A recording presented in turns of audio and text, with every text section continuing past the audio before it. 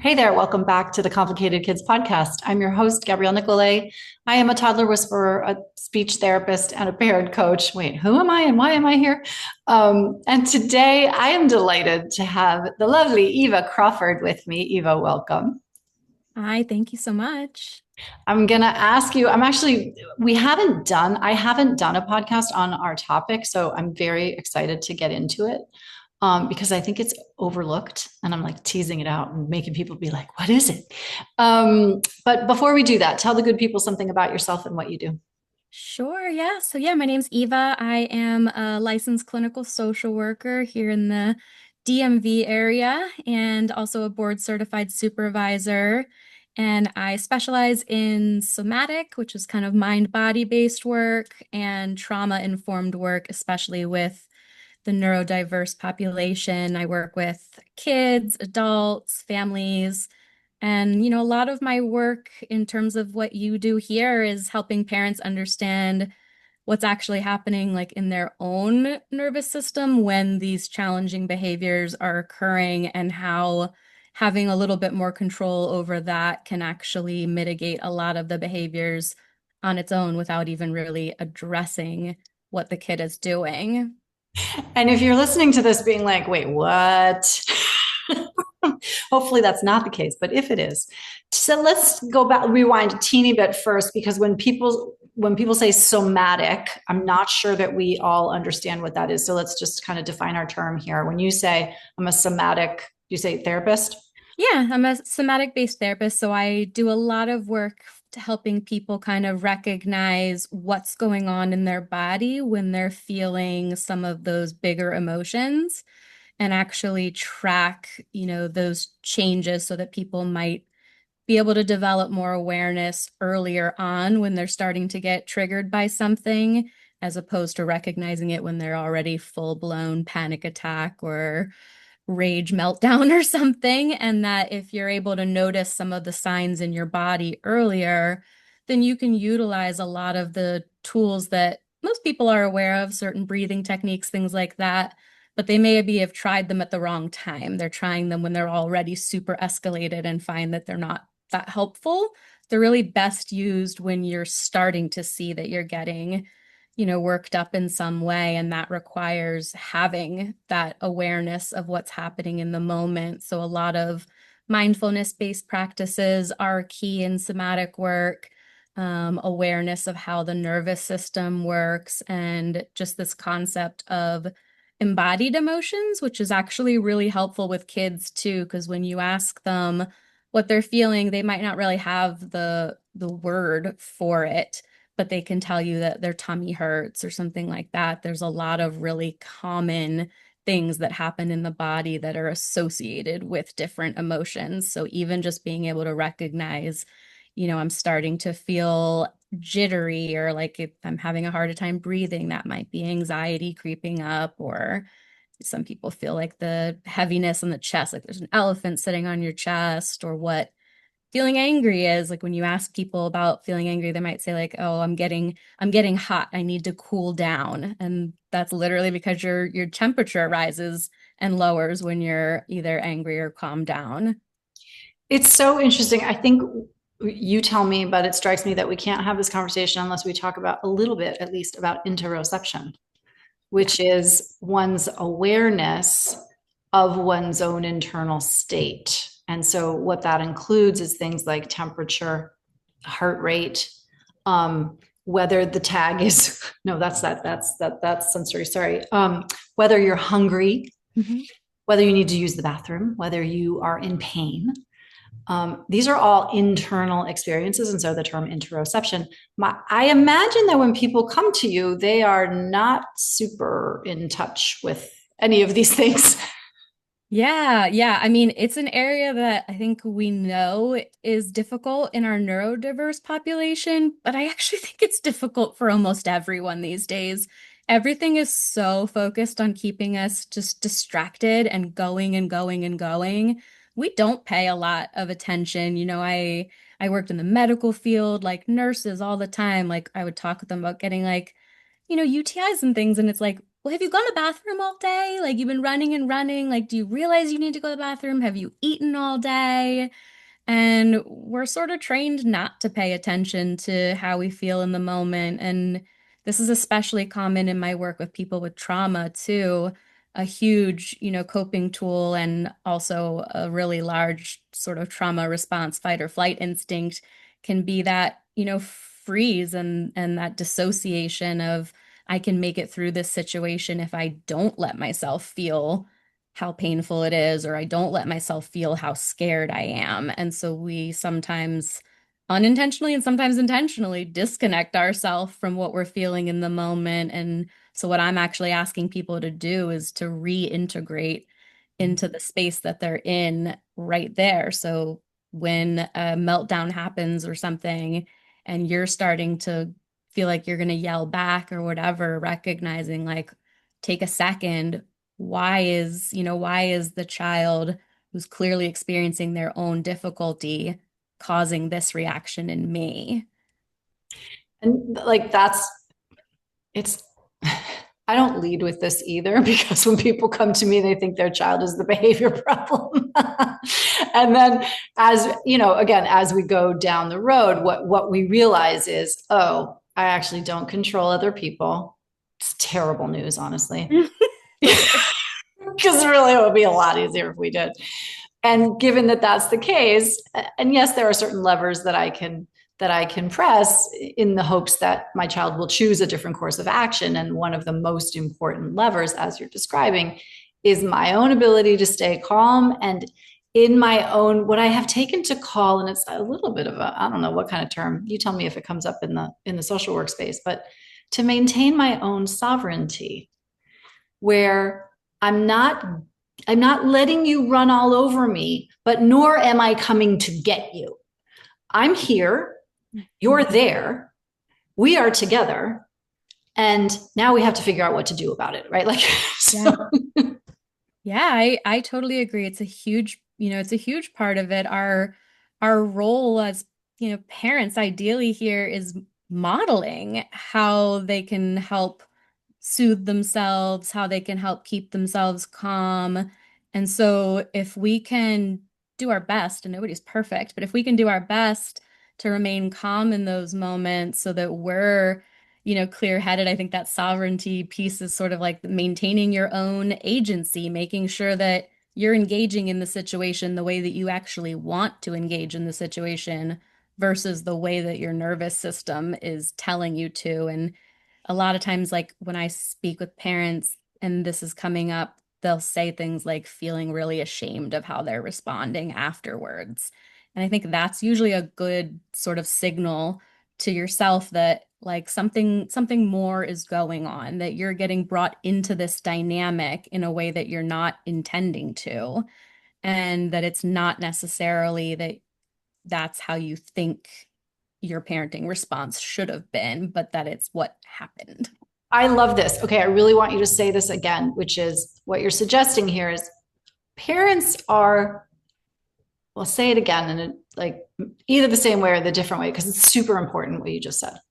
Yeah, just that I have a lot of parents that come feeling a lot of shame and guilt about the way that they keep engaging in these behaviors, and that it's really more related to the fact that you're not in control of your own reaction if your nervous system is coming into play like this. And so it's not really about parenting skill at that point because you know that the way that you're engaging isn't the right option at the time, but it's the only one available to you in the moment because you're also escalated. Here's what I love about this work. Everything you just said about parents is true about kids. Like this, if we could, like, if I had a wish for the world, it would be to understand that we are not different.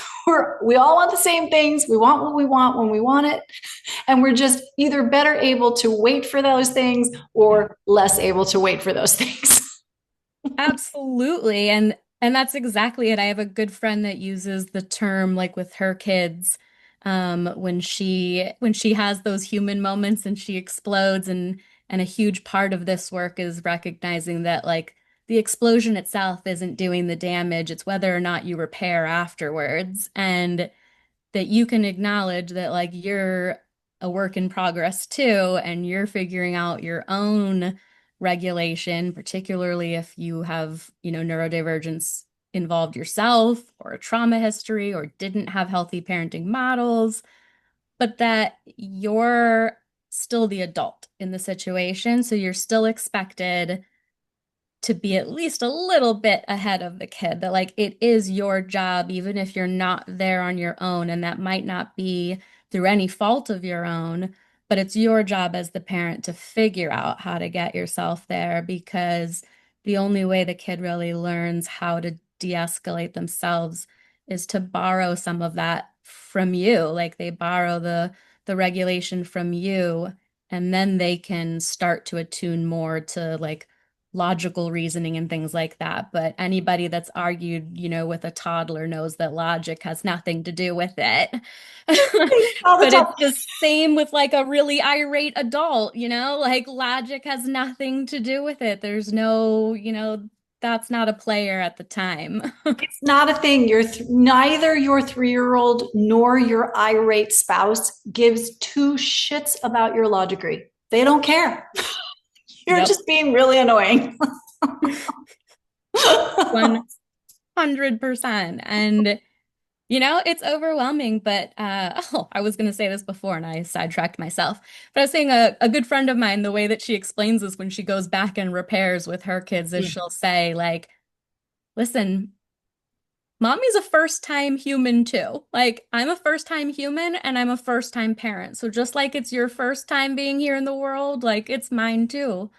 It doesn't come with a guidebook. Like, we're all figuring this together. It's that like building the plane while you're flying it. And, it sometimes is even more so because you don't know the blueprint or have the tools if you didn't have like those models and stuff to begin with. So it can put you at that even further disadvantage, but really just in this even further place where you have to actually take that time Yeah. to learn about yourself. And I think this is where it comes up a lot. Like you're saying, like a lot of times people bring in their kids to therapy because they're having all of these issues, and there very well might be plenty of things I can work on with the kids. It so often comes down to like, how are you engaging in those moments? Because I think there's been a little bit of like people don't love like gentle parenting, especially if they were brought up, by older generations that were very like authoritative. And this isn't really that. It's just sort of about being like responsive. It's not about gentleness, it's about compassion and just like responding to another human the way you would hope another human responds to us. I think sometimes we expect more from kids than we do from ourselves and from other adults. Yeah. And I just want to call this out just in case people are listening and kind of misunderstand, which is part of the reason, and jump in here when I do this, part of the reason we say that to our kids of like, I'm a first time parent too. Like I'm a first time human. I love that. Actually, I'm a first time human is not because we need for that kid to understand. Like, I think we make a mistake when we think that because we say these things, that child is going to be like, oh, thank you, mother, for explaining the ways of the world to me. Now I will behave in a manner that's accordant with your desires. That's not the thing. It is about modeling what it means to repair. Yes. That's the lesson for the kid. And then probably it just came to me as you were talking, like the lesson for us is to hear ourselves, give ourselves compassion. Yes. Oh, Right? absolutely. I mean, I'll go through like there are techniques you might use in the moment to actually help yourself regulate.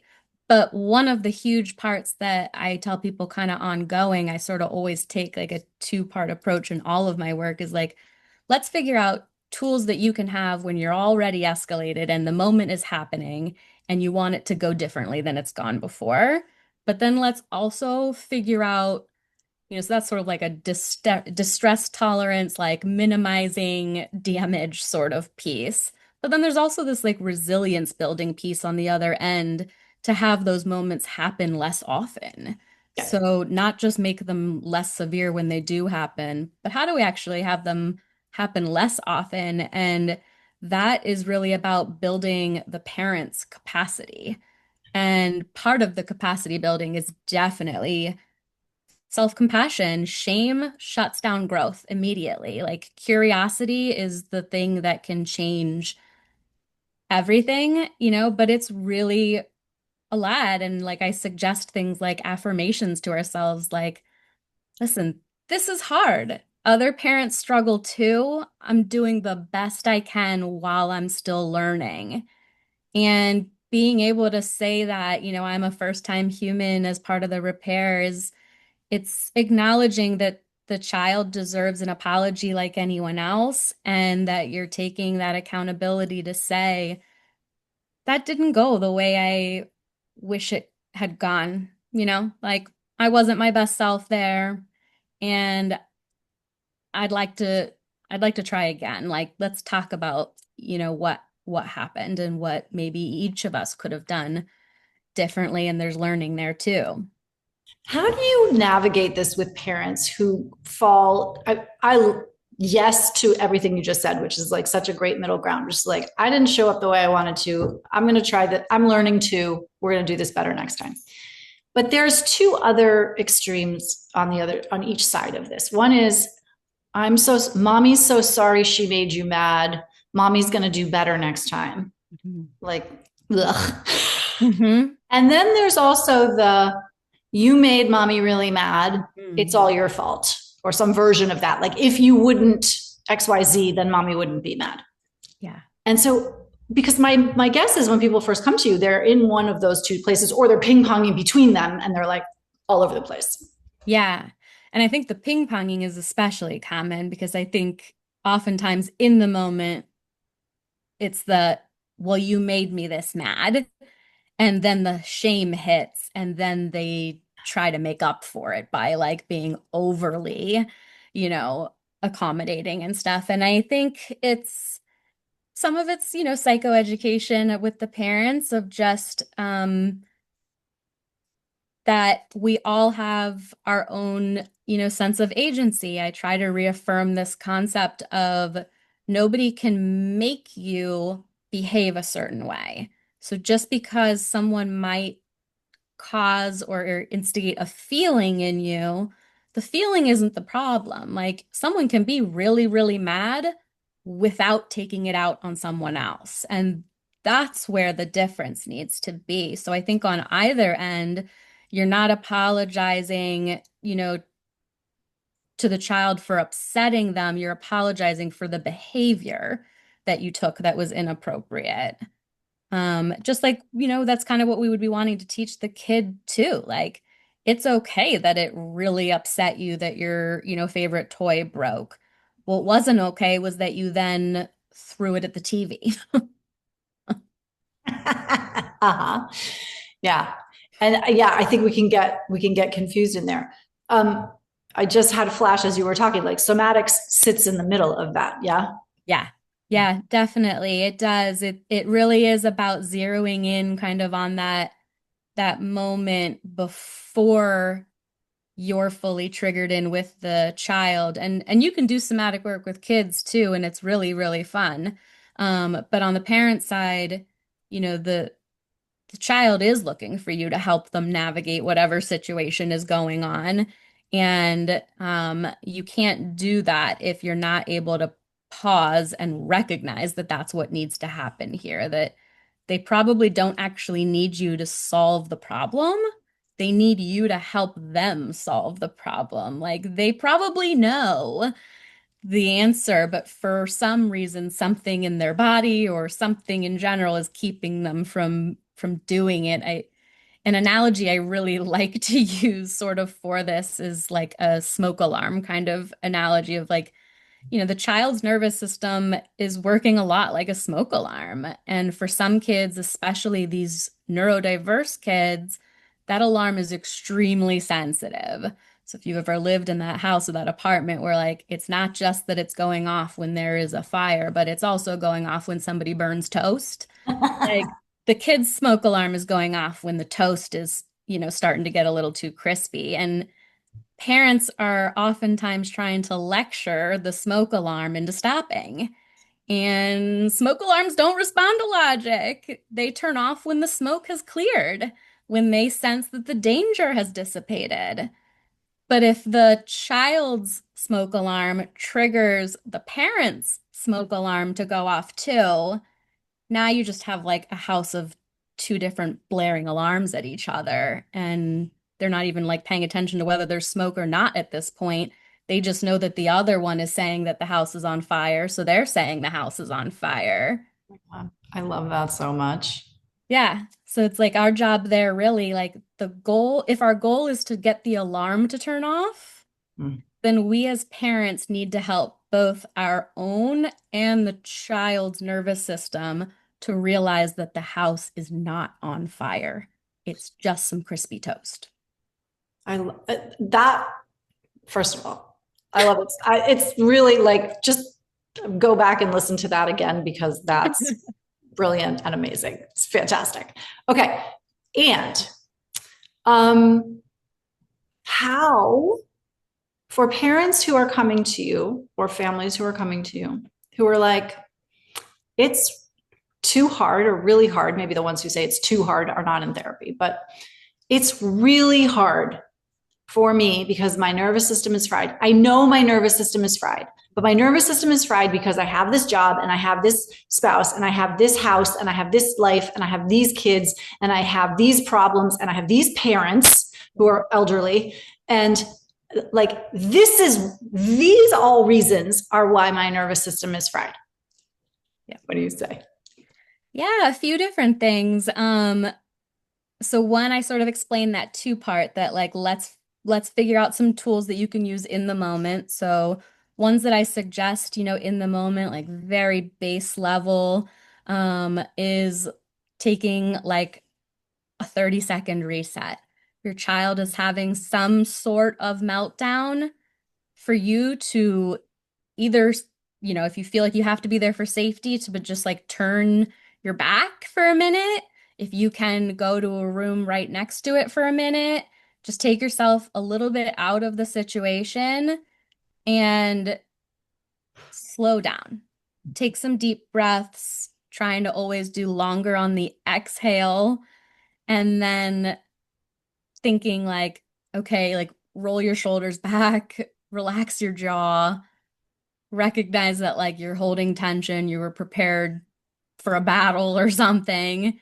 Let your body settle for a second and then return. Even if you're, like I said, even if you're in the moment still and you can just turn so that you physically signal to your brain that like I'm disengaging from this moment for a second.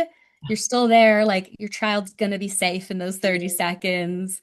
And take that minute just to regulate yourself, even just a little bit. You might still, you're not, down to like baseline calm, but you just stepped yourself down just a notch because you want to regulate a little bit first so that you can then choose how to respond. This is all about giving yourself that tiny bit of space to make sure that your reaction is a response instead of a reaction, that you're actually doing something with some sort of strategy behind it. Your kid can't borrow calm from a dysregulated parent. So they're likely going to dysregulate even more. Whatever was triggering their threat system, now they see mom or dad is out of whack too. So this must really be a threat. And that healing moment is really about when the parent pauses and chooses a different response. So that's the thing too, is like, it's never too late. Like, you can have been like the yelling parent for so long, but that moment when you sort of decide that you're going to take control of yourself in those moments, that's where the healing really can happen. That's where that repair moment is, that chance to just pause and like, let's see what happens if I respond this way instead. You already know how it goes, the way you've been doing it. If it was going to work, it'd have worked by now. I love that. If it was going to work, it would have worked by now. And parents who are coming to somebody like you or me for to talk about this stuff, they do know that, and yet brains being brains, they're like, the devil, Yeah. right? It could be worse if I tried something else. Yeah. Yeah. And then, some other things I suggest to parents is just like, don't try to fix. Usually these moments are not about the kid looking for you to fix. A lot of times they just want you to hold space for them, to sort of just join them in their upset, like not join them emotionally, but join them in that, like, you can sort of narrate and reflect back, like, I can see that your body's really overwhelmed right now. It's really frustrating when our, things don't go the way we want them to. And it just normalizes what they're feeling. It promotes connection instead of, controlling or trying to do something like that. And it reduces the threat, because the kid then sort of sees, like, okay, they saw that I'm distressed and they didn't get distressed, so I must be okay. And then when you do have, that moment where you explode, like, all the research, like attachment research and stuff, shows that repair predicts secure relationships. And all that has to look like, addressing, like before when you were saying, when people kind of overdo it, then all the repair really looks like, it doesn't have to be this big, huge deal, is acknowledging the impact that your behavior had on the child in that moment, taking the responsibility for the behavior, the reaction, and then finding a way to reconnect. Repairing after those moments teaches kids that relationships are meant to stretch and still hold. They're meant to be able to, like, bend without breaking. And so being able to just say, like, I got overwhelmed, I raised my voice, and it's not how I would have rather handled it. Let's try that conversation again. And it really does a lot. And then the second part being that we move into those, like, longer term capacity building pieces. And that's really when we're kind of untying knots of old patterns, kind of outside of the emergency situations that we find ourselves in, where we're really trying to understand, trying to kind of write new code, essentially. Yeah, exactly. It's the, like, okay, I can figure out all these tools to do in the moment, but how do I get those moments to happen less often? And I think, self-compassion, like we talked about before, practicing ongoing body regulation and mindfulness. So, like, there are tools for it that are very abbreviated and that are meant to use in the moment, but there are much bigger practices that you can do to help with gaining that regulation. And then another part too is expanding, like, the parenting toolbox, which in a lot of ways involves addressing your own mental health, trauma history, intergenerational patterns, that, like, we think that it doesn't become a part of, our parenting, but it does. Like, so many parents have that moment where they say, like, oh, I really learned how not to be a parent from, like, the way my parents were. And we think that we're going to be these, like, super responsive, connected parents. And it's a great idea in theory, but for better or worse, we learn how to parent from our parents. So if you didn't have that model, it's not going to naturally come to you often. Doesn't mean you can't get there, but you have to learn it. And so therapy, coaching, parent groups. It's such a false notion that being a parent is natural. I mean, yes, it's biologically natural, but, like, knowing what to do when your kid won't give up an iPad, there's actually no time in history that has prepared us for that. And the level of, engagement that thing has, and, like, all of these scenarios, and we're even less resourced than we ever have been before, Yeah. because of the way we live in these nuclear families, cut off from the rest of, older generations who might have some things to say, other people who are going through the same things, like, and, throw in a neurodivergent child or two, and now your schedule is such that you don't have time to have a social life, even if you could. Yeah. So I mean, there's so many factors pushing in on people. Yeah. It really is this hard, guys. And that's why Oh my gosh, it absolutely is. You think about like a lot of animals, the like parenting, like they have the babies like take care of themselves after that. Like they're on their own. Like we parent, it's not even just 18 years most of the time now. Like kids come home now based on, economy, job finding, potential disability and things where there's that extended parenting. It's so much more than anyone thought they were signing on for when they decided to do it. And that dream, if you didn't have a secure, happy childhood to get to give that to your child, which is so exciting and it's this beautiful vision. And it doesn't mean that you like aren't going to do that or can't do it, but it can come tumbling down so quickly when you start realizing, like, oh my gosh, I sounded just like my X, Y, or Z in that moment. And that's okay. I think one of the things that's really important is to recognize, like, you don't have to be healed to be a good parent. You just need to stay curious about yourself, stay humble, and like that awareness and curiosity should allow you to explore it more and make adjustments. And those adjustments are what change kind of the intergenerational patterns and those family system moments. It's not about having gotten it right every Yeah. time.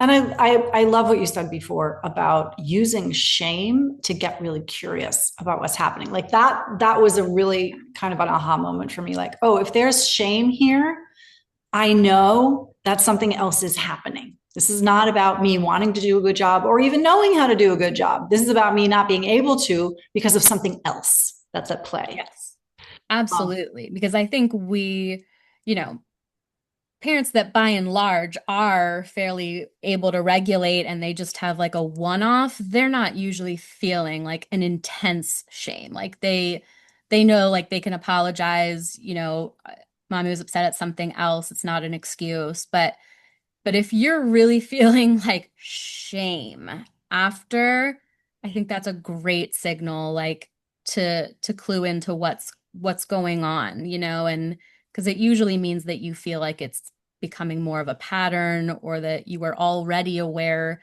that it happened before and you told yourself you wouldn't do it again or you'd behave differently the next time and then it happened again. Like that's where the shame starts to kind of come. And so it's important, like if you feel like your reaction is bigger than the moment really calls for, that is usually that your nervous system is remembering something. It's being triggered by something and it's feeling like I am also in danger right now and I don't know what to do here. And you might have completely competing fight or flight responses to your child, or you might have the same one. And either way, you're either hitting each other right head on, or you are totally missing each other and whatever the other person needs to connect there. yeah.